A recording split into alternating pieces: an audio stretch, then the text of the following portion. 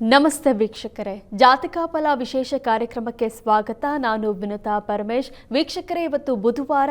ಈ ದಿನದ ವಿಶೇಷತೆ ಹಾಗೂ 12 ರಾಶಿಗಳ ಜೊತೆಗೆ ನೀವು ಕಳಿಸಿರುವ ಸಂದೇಶಗಳ ಬಗ್ಗೆ ತಿಳಿಸ್ಕೊಡ್ತಾ ಹೋಗ್ತೇವೆ.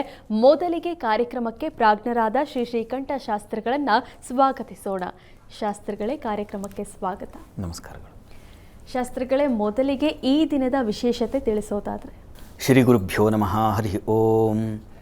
ಮೂರ್ತಿತ್ವೇ ಪರಿಕಲ್ಪಿತ ಶಶಿಭೃತೋ ವರ್ತ್ಮ ಪುನರ್ಜನ್ಮನ ಮಾತ್ಮೇತ್ಯಾತ್ಮ ವಿಧಾಮ ಕೃತಶ್ಚ ಯಜತಾಂ ಭರ್ತ ಅಮರಜ್ಯೋತಿಷಾಂ ಲೋಕಾನಾಂ ಪ್ರಳಯೋದ್ಭವ ಸ್ಥಿತಿ ವಿಭುಶ್ಚಾನೇಕಧಾಯ ಶ್ರಿತೌ ವಾಚನ್ನ ಸದತಾತ್ವನೇಕ ಕಿರಣ ತ್ರೈಲೋಕ್ಯ ದೀಪೋ ರವಿ. ಸಮಸ್ತ ವೀಕ್ಷಕರಿಗೆ ಶುಭೋದಯ, ಶುಭ ಬೆಳಗು. ಈ ದಿವಸದ ಸಂದೇಶಗಳನ್ನು ಪರಿಶೀಲಿಸುವ ಪೂರ್ವದಲ್ಲಿ ಹೊತ್ತಿನ ಪಂಚಾಂಗವನ್ನು ಗಮನಿಸಿಕೊಳ್ಳೋಣ. ಶ್ರೀ ಪರಾಭವನಾಮ ಸಂವತ್ಸರ, ಉತ್ತರಾಯಣ, ಗ್ರೀಷ್ಮ ಋತು, ಅಧಿಕ ಜ್ಯೇಷ್ಠ ಮಾಸ, ಕೃಷ್ಣ ಪಕ್ಷವಾಗಿದೆ. ಈ ದಿವಸ ಶನಿವಾರವಾಗಿರ್ತಕ್ಕಂಥದ್ದು. ತ್ರಯೋದಶಿ ತಿಥಿ, ಕೃತ್ತಿಕಾ ನಕ್ಷತ್ರ. ಈ ದಿವಸ ಶನಿವಾರವಾಗಿದೆ. ಕೃಷ್ಣ ಪಕ್ಷದ ಕೊನೆಗೆ ಬರ್ತಾ ಇದ್ದೀವಿ. ಇನ್ನೆರಡು ದಿನ ಕಳೆದು ಬಿಟ್ಟರೆ ನಾವು ನಿಜ ಜ್ಯೇಷ್ಠ ಮಾಸಕ್ಕೆ ಬರ್ತೇವೆ. ಜ್ಯೇಷ್ಠ ಮಾಸವೇ 2 ಬಗೆಗಳಲ್ಲಿ ಬಂದಿದೆ. ಒಂದು ಅಧಿಕವಾಗಿರೋ ಕಾರಣದಿಂದಾಗಿ ಈ ಮಾಸ ವರ್ಜ್ಯ ಮಾಸ, ಮಲಮಾಸ ಅಂತ ಕರೆಯಲಾಗುತ್ತೆ. ತಾವೆಲ್ಲ ಇಷ್ಟು ದಿವಸ ಪ್ರತಿ ದಿವಸ ದೇವಸ್ಥಾನಗಳಿಗೋ ಮಠಗಳಿಗೋ ಹೋಗಿ ದಾನಾದಿಗಳನ್ನು ಮಾಡಿ ಒಂದು ರೀತಿಯ ಸಾರ್ಥಕ ಭಾವನೆಯನ್ನು ತುಂಬಿಕೊಂಡಿದ್ದೀರಾ. ಯಾರ್ಯಾರಿಗೆ ಏನೇನು ಸಾಮರ್ಥ್ಯ ಇದೆಯೋ, ಶಕ್ತಿ ಸಾಮರ್ಥ್ಯ, ಆರ್ಥಿಕ ಸಾಮರ್ಥ್ಯ, ಇವುಗಳನ್ನೆಲ್ಲ ನೋಡಿಕೊಂಡು ದಾನ ಮಾಡಿರತಕ್ಕಂಥದ್ದಾಗಿದೆ. ದಾನ ಮಾಡುವಾಗ ಈ ಶನಿವಾರ ನೋಡಿ, ಇನ್ನೆರಡು ದಿನ ಇದೆ, ಇನ್ನೇನಪ್ಪ ಮುಗಿದು ಹೋಗ್ತಾ ಇದೆ ಅಧಿಕ ಮಾಸ. ಅಷ್ಟರಲ್ಲಿ ಏನಾದರೂ ಸ್ವಲ್ಪ ಕಿಂಚಿತ್ ಪುಣ್ಯವಾದರೂ ಬರಬೇಕು ಅಂತ ಮನಸ್ಸಿದ್ದವರು ಈ ದಿವಸವೂ ಹೋಗಿ ದಾನಾದಿಗಳನ್ನು ಮಾಡಬಹುದು. ಶ್ರೇಷ್ಠವಾದ ದಿವಸ, ವಿಷ್ಣುವಿನ ದಿವಸ ಶನಿವಾರವಾಗಿದೆ.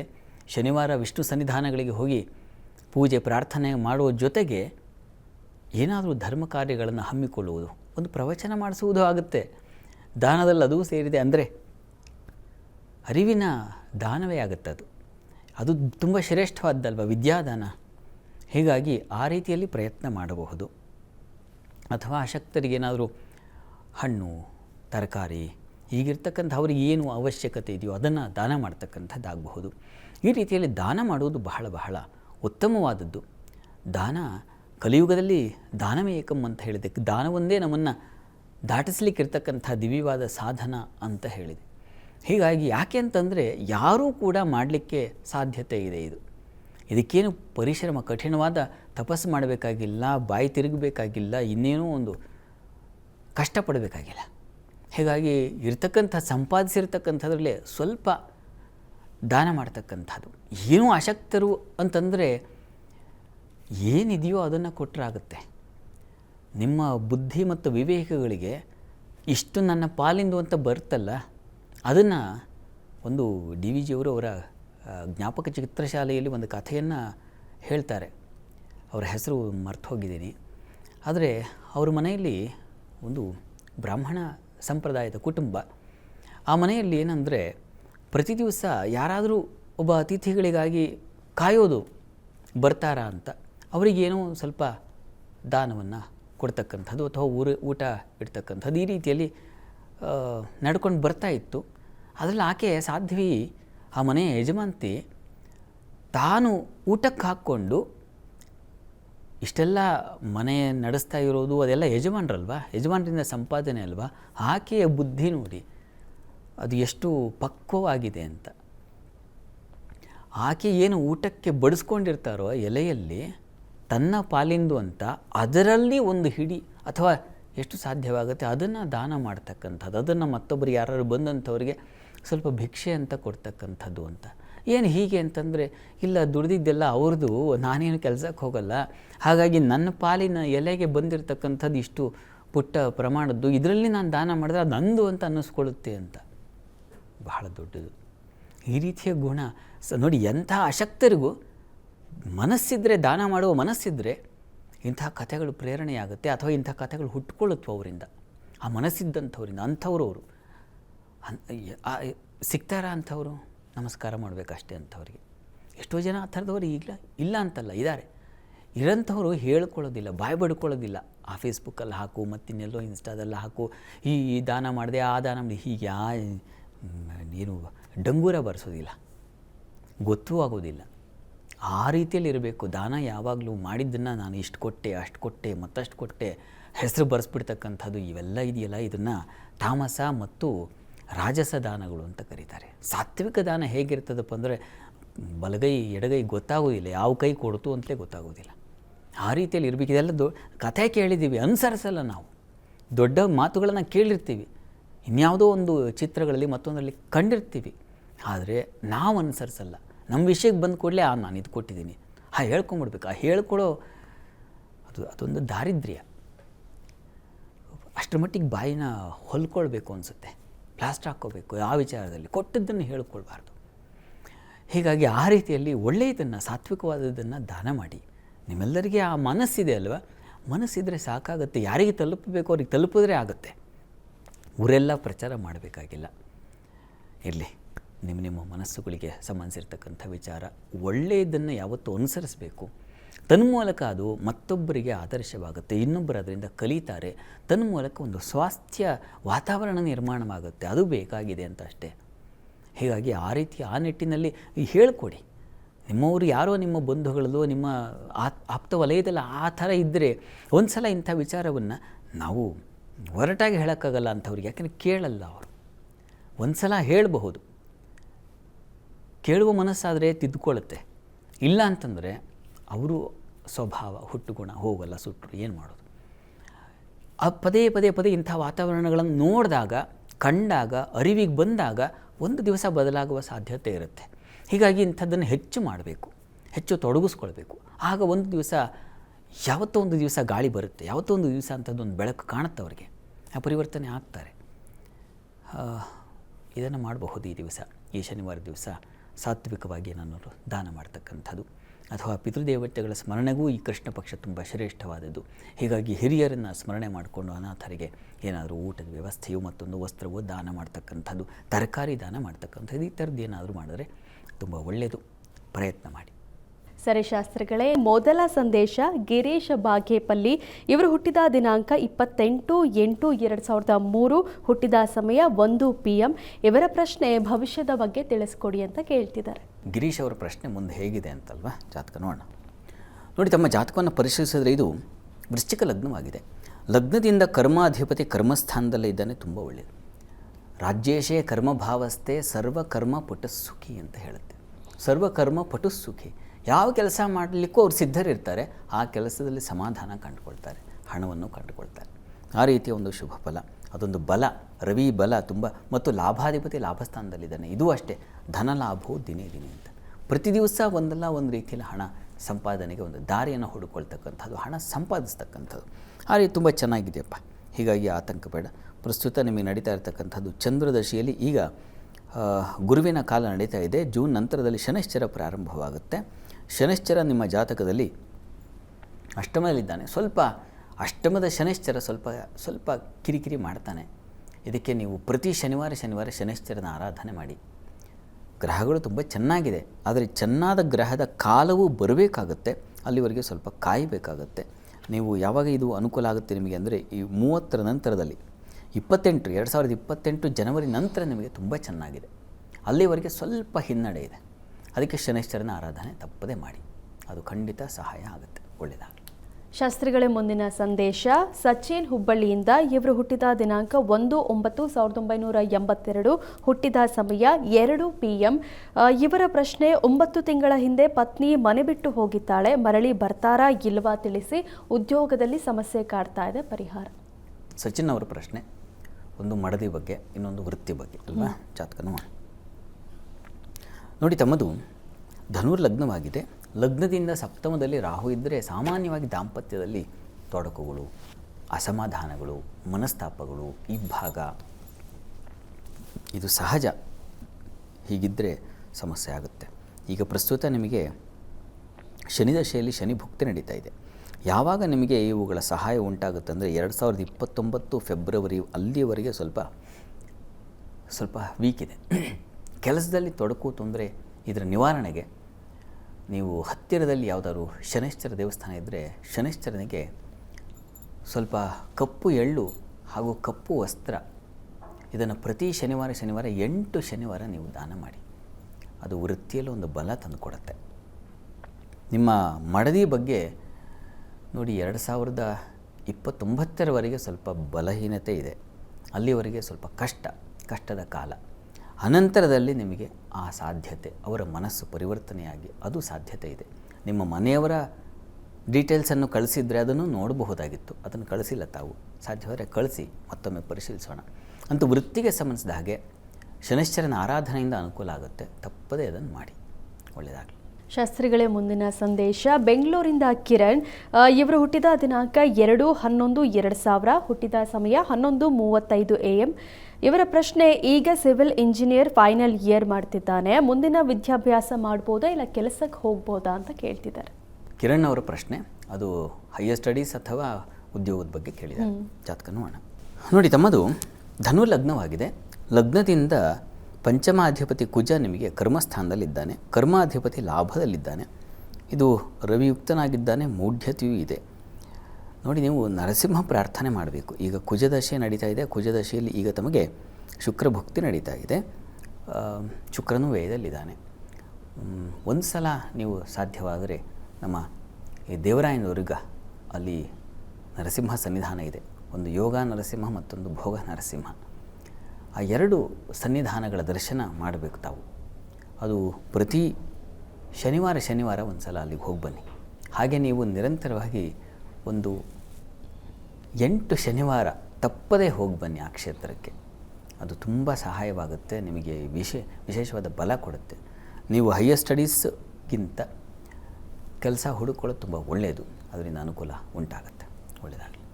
ಶಾಸ್ತ್ರಿಗಳೇ, ಮುಂದಿನ ಸಂದೇಶ ರಾಧಾ ನಾಗಭೂಷಣ್ ಬೆಂಗಳೂರಿಂದ. ಇವರು ಹುಟ್ಟಿದ ದಿನಾಂಕ 13/4/1968, ಹುಟ್ಟಿದ ಸಮಯ 7:30 PM. ಇವರ ಪ್ರಶ್ನೆ ಭವಿಷ್ಯದ ಬಗ್ಗೆ ತಿಳಿಸ್ಕೊಡಿ ಅಂತ. ರಾಧಾ ನಾಗಭೂಷಣ್ ಅವರ ಪ್ರಶ್ನೆ ಮುಂದೆ ಹೇಗಿದೆ ಅಂತಲ್ವಾ? ಜಾತಕ ನೋಡೋಣ. ನೋಡಿ, ಇದು ತಮ್ಮದು ತುಲಾ ಲಗ್ನವಾಗಿದೆ. ಲಗ್ನದ ಅಧಿಪತಿ ಶುಕ್ರ ನಿಮ್ಮ ಜಾತಕದಲ್ಲಿ ಉಚ್ಚ ಸ್ಥಾನದಲ್ಲಿದ್ದಾನೆ. ಲಾಭದಲ್ಲಿ ಗುರು ಇರ್ತಕ್ಕಂಥದ್ದು, ಕರ್ಮಾಧಿಪತಿ ಚಂದ್ರ ಲಗ್ನದಲ್ಲಿರ್ತಕ್ಕಂಥದ್ದು, ಇದೆಲ್ಲ ಒಳ್ಳೆಯದು. ಪ್ರಸ್ತುತ ನಿಮಗೆ ನಡೀತಾ ಇರತಕ್ಕಂಥದ್ದು ಬುಧ ದಶೆಯಲ್ಲಿ ಈಗ ತಮಗೆ ಶುಕ್ರನ ಒಂದು ಕಾಲವೇ ನಡೀತಾ ಇದೆ.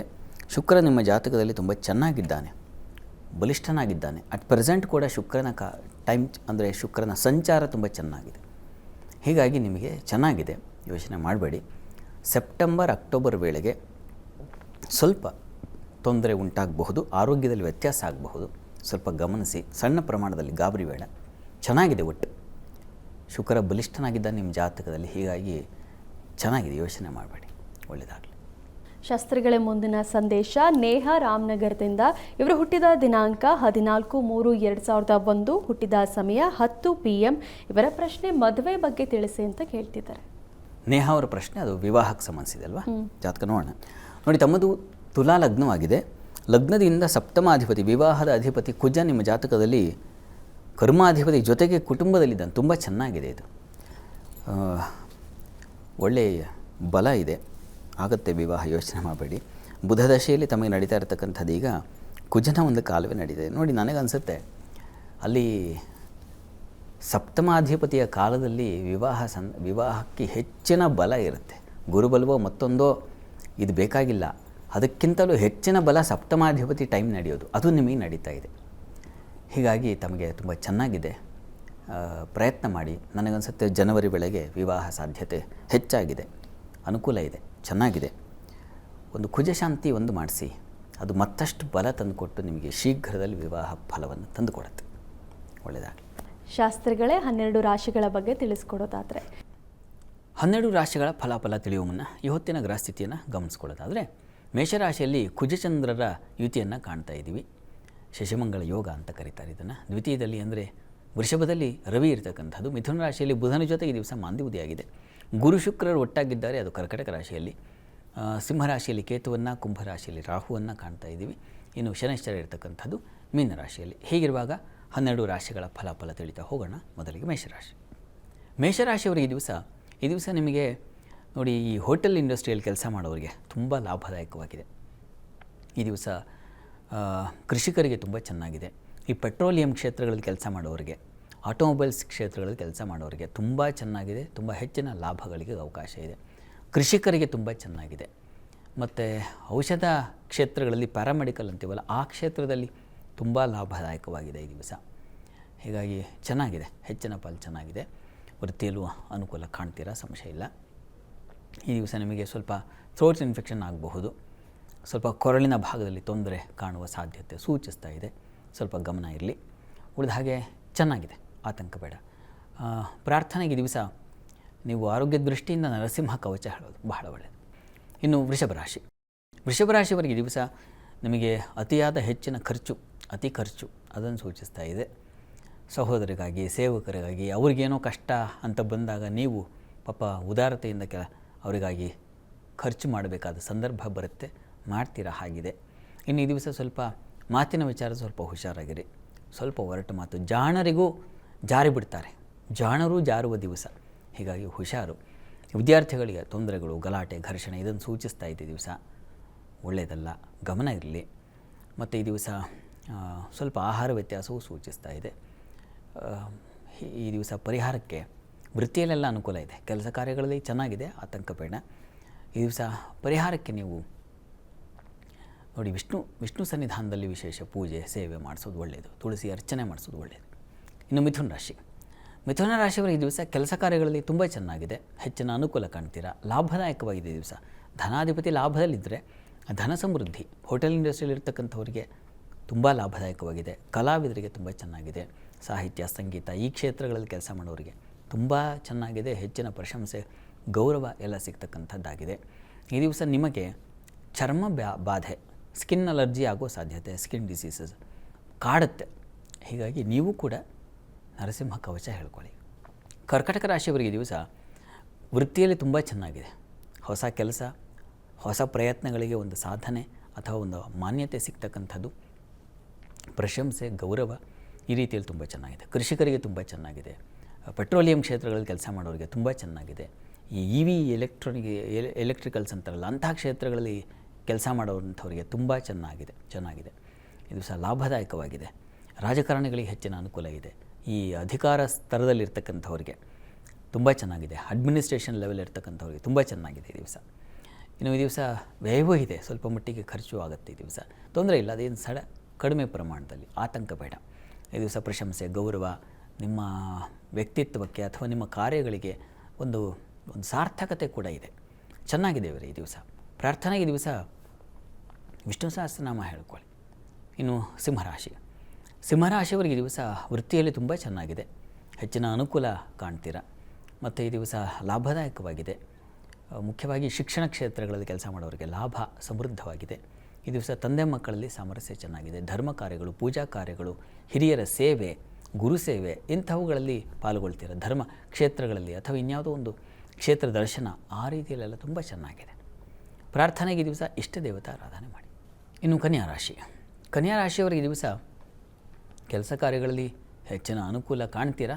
ಸಣ್ಣ ವಿಘ್ನಗಳನ್ನು ಸೂಚಿಸ್ತಾ ಇದೆ. ಕೆಲಸದಲ್ಲಿ ಚೆನ್ನಾಗಿಲ್ಲ ಅಂತಲ್ಲ, ಚೆನ್ನಾಗಿದೆ. ಸಣ್ಣ ಪುಟ್ಟ ಅಡೆತಡೆಗಳು, ವಿಘ್ನಗಳು ಬರ್ತಕ್ಕಂಥದ್ದು ಅದನ್ನು ಸೂಚಿಸ್ತಾ ಇದೆ. ಇನ್ನು ಈ ದಿವಸ ನಿಮಗೆ ಸ್ವಲ್ಪ ನಷ್ಟವೂ ಇದೆ, ಹುಷಾರಾಗಿರಿ. ಆತ್ಮೀಯರ ಜೊತೆಗೆ ಏನೋ ಸಂಬಂಧಗಳು ಹಾಳಾಗ್ತಕ್ಕಂಥದ್ದು, ಬಾಂಧವ್ಯ ಮುರಿತಕ್ಕಂಥದ್ದು, ಈ ರೀತಿಯ ಒಂದು ಮನಸ್ಸಿಗೆ ವ್ಯಥೆ ಸಾಧ್ಯತೆ ಸೂಚಿಸ್ತಾ ಇದೆ. ಉಳಿದ ಹಾಗೆ ಈ ದಿವಸ ಲಾಭ ಇಲ್ಲ ಅಂತಲ್ಲ, ಲಾಭವೂ ಇದೆ. ಕಲಾವಿದರಿಗೆ ತುಂಬ ಚೆನ್ನಾಗಿದೆ. ಬಂಧು ಮಿತ್ರರಿಂದ ಸಹಾಯ ಚೆನ್ನಾಗಿರ್ತದೆ. ಮತ್ತು ಕಲಾವಿದರಿಗೆ ತುಂಬ ಚೆನ್ನಾಗಿದೆ. ಪ್ರಾರ್ಥನೆಗೆ ದಿವಸ ಸುಬ್ರಹ್ಮಣ್ಯ ಪ್ರಾರ್ಥನೆ ಮಾಡಿ. ತುಲಾರಾಶಿಯವರಿಗೆ ಸಂಗಾತಿಯಲ್ಲಿ ಅನ್ಯೋನ್ಯ ಸಾಮರಸ್ಯ, ಪ್ರೀತಿ, ವಿಶ್ವಾಸಗಳು ಚೆನ್ನಾಗಿದೆ. ಪರಸ್ಪರ ಅರ್ಥ ಮಾಡಿಕೊಂಡು ಈ ದಿವಸ ಇರತಕ್ಕಂಥದ್ದು, ಆ ರೀತಿಯಲ್ಲಿ ಚೆನ್ನಾಗಿದೆ.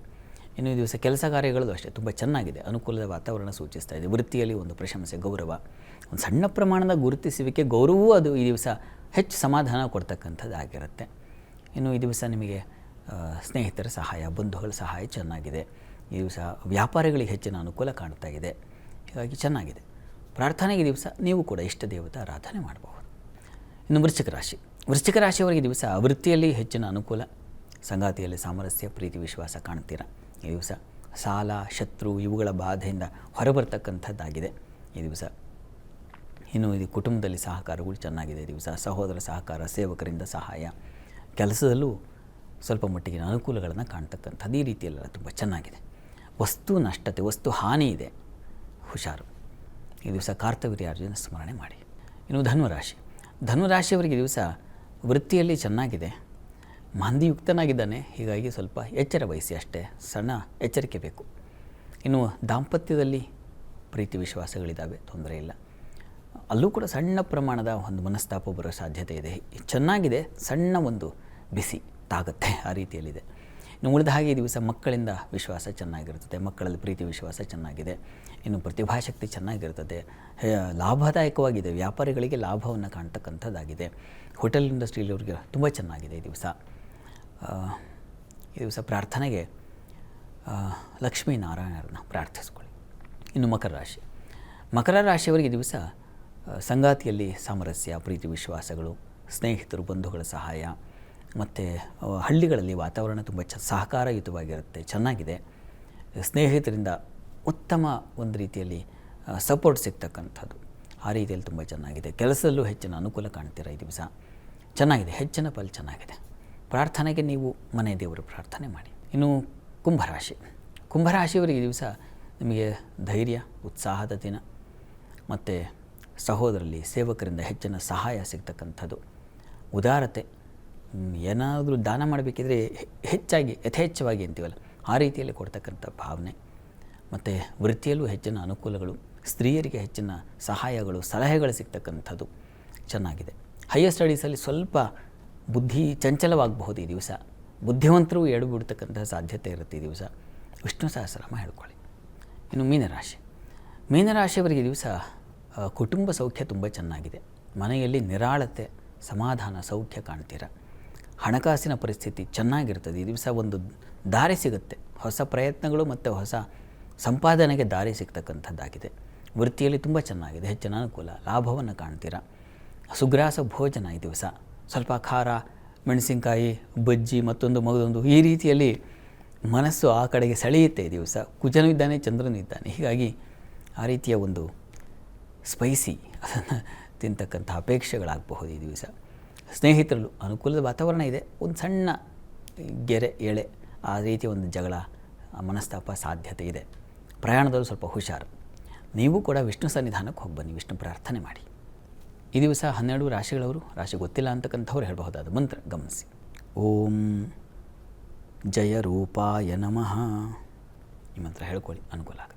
ಶಾಸ್ತ್ರಗಳೇ, ಇವತ್ತು ಏಕಾದಶಿ, ಈ ದಿನದ ವಿಶೇಷತೆ ಜೊತೆಗೆ 12 ರಾಶಿಗಳು ಹಾಗೂ ಸಂದೇಶಗಳ ಬಗ್ಗೆ ತಿಳಿಸ್ಕೊಟ್ರಿ, ಧನ್ಯವಾದ.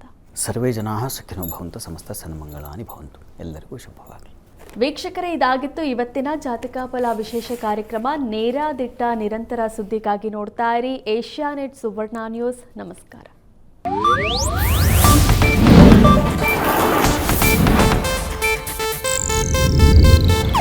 ಇದು ಏಷ್ಯಾನೆಟ್ ನ್ಯೂಸ್ ನೆಟ್ವರ್ಕ್ ಪ್ರಸ್ತುತಿ.